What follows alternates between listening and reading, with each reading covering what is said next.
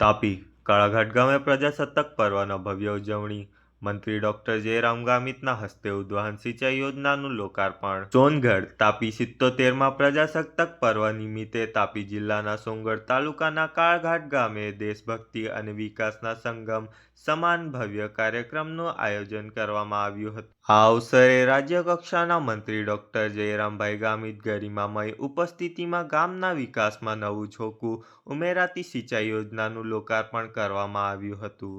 સિંચાઈ યોજનાનું લોકાર્પણ અને પાણી વધામણ કાર્યક્રમના મુખ્ય આકર્ષણ તરીકે ચકવાણ ગામે ઉદ્વહન સિંચાઈ યોજનાની મુખ્ય લાઇનમાંથી કાળાઘાટ ગામના કોતરમાં પાણી છોડવાના કાર્યનું લોકાર્પણ મંત્રી ડોક્ટર જયરામભાઈ ગામિતના હસ્તે કરવામાં આવ્યું હતું. આ યોજના દ્વારા વિસ્તારના ખેડૂતોને સિંચાઈ માટે પાણી ઉપલબ્ધ થશે, જેથી ગ્રામીણ અર્થતંત્ર માટે આશીર્વાદરૂપ સાબિત થશે.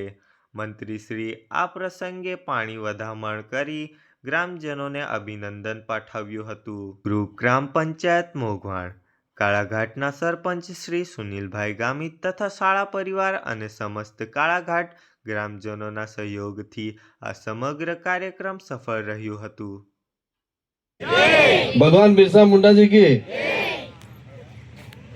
સૌપ્રથમ તો 77માં પ્રજાસત્તાક દિન નિમિત્તે બધાને શુભકામના પાઠવું છું.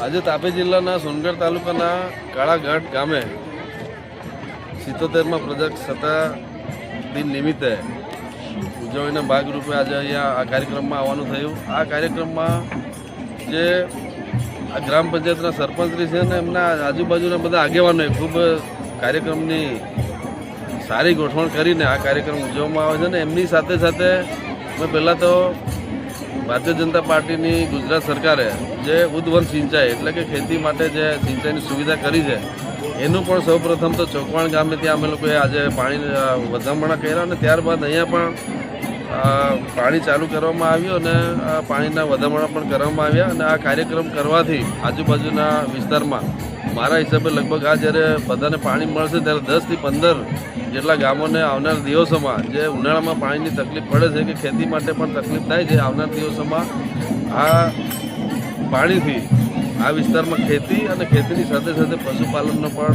વ્યવસાય ખૂબ સારો થશે. આ કાર્યક્રમમાં અમારા આજુબાજુના સરપંચો, પાર્ટીના મહામંત્રીઓ અને ખાસ કરીને જે આ વિસ્તારમાં જે સરકારી નોકરી કરે છે તમામ લોકોએ અને ખાસ કરીને પશુપાલકો અને ખેડૂતોએ પણ ખૂબ ઉત્સાહપૂર્વક ભાગ લીધો. એટલે આવનાર દિવસોમાં આ વિસ્તારમાં જ્યારે આ પાણી મળશે ત્યારે ખૂબ ફાયદો થવાનો છે.